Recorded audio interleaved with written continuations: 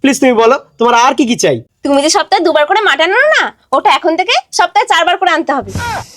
আর শোনো না, ওইসব পাতি দোকানের রসগোল্লা আমি খাবো না, আমার জন্য 5 স্টার হোটেল দিয়ে রসগোল্লা এনে দিতে হবে। আর ওইসব রেশনের বস্তা বস্তা চাল তুমি বাড়িতে কিনে এনেছো, ওইসব চাল তুমি ফেলে দাও, আমার জন্য 200 টাকা কেজি ব্ল্যাক রাইস কিনে দিতে হবে। আমি সব শাড়িটা দিয়ে পড়ি না, এইসব শাড়ি সব আতিপাতি চুনোপুটি দোকান থেকে কিনবে না, বড় বড় শপিং মল থেকে কিনবে। কোথায় যেন বড় বড় শপিং মল আছে? হ্যাঁ, তুমি আমেরিকা বা ইংল্যান্ডে যেতে পারো, ওখানে মনে হয় বড় বড় শপিং মল থাকতে পারে।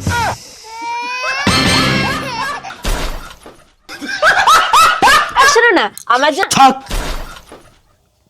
আর বেশি গভীরে যাওয়ার দরকার নেই। আমি তোমার সব চাহিদা পূরণ করব, কিন্তু তার আগে এই 1 সপ্তাহের জন্য আমি তোমার বাবার বাড়ি গিয়ে থাকতে চাই।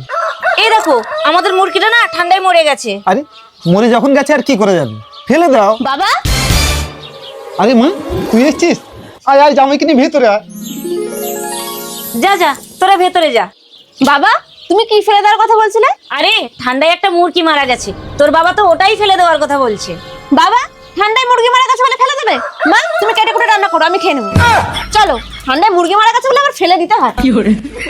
হ্যালো বন্ধু, হ্যাঁ হ্যাঁ বলছি, আমি একটু শ্বশুর বাড়িতে আছি।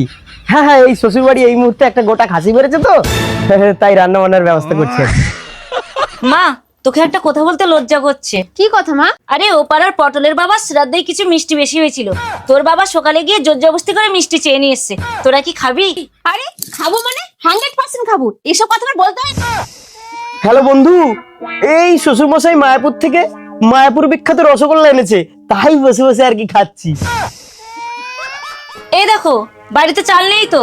কেন, কালি তো রেশনের চাল ধরে আনলাম। কি যে বলো না, জামাই মেয়ে এসছে, ওরা কি রেশনের চাল খাবে? কেন মা, রেশনের চাল কি চাল না? হ্যালো বন্ধু, 400 টাকা কিলো চাল দেখেছিস? হ্যাঁ, আমার শ্বশুর মশাই কিনে এনেছে 1 বস্তা। আচ্ছা জামাই, আমাদের বাড়িতে যা হয় তুমি সব সময় তার উল্টো কথা কেন বলো বন্ধুদের? আরে শ্বশুর বাবা, আপনার মেয়ে আমাদের গ্রামে যেভাবে ভাব নিয়ে চলে, সেভাবে যদি আমি না বলি, গ্রামের লোকজন কি ভাববে বলুন তো? মানে আমার মেয়ে আবার কি ভাব নিয়েছে? শ্বশুর বাবা, আমার বাড়িতে সপ্তাহে 2 দিন মাটন হয়, তাও আপনার মেয়ের পোষায় না। কিন্তু দেখুন, আপনার বাড়িতে আমার বউ মোরা মুরগি খেয়ে ফেলছে। আমার বাড়ির মিনিকেট চাল ওর কাছে নাকি রেশনের চাল, আর আপনার বাড়ির রেশনের চাল ওর কাছে অমৃত। শ্বশুর বাবা, আপনার বাড়িতে আমি এত নিম্নমানের খাবার খেয়েও আমার বন্ধুদের কাছে আমি অনেক প্রশংসা করেছি। আপনি বুকে হাত দিয়ে বলুন তো, একজন মেয়েকে তার স্বামীর ঘরে এমনই তো প্রশংসা করা উচিত।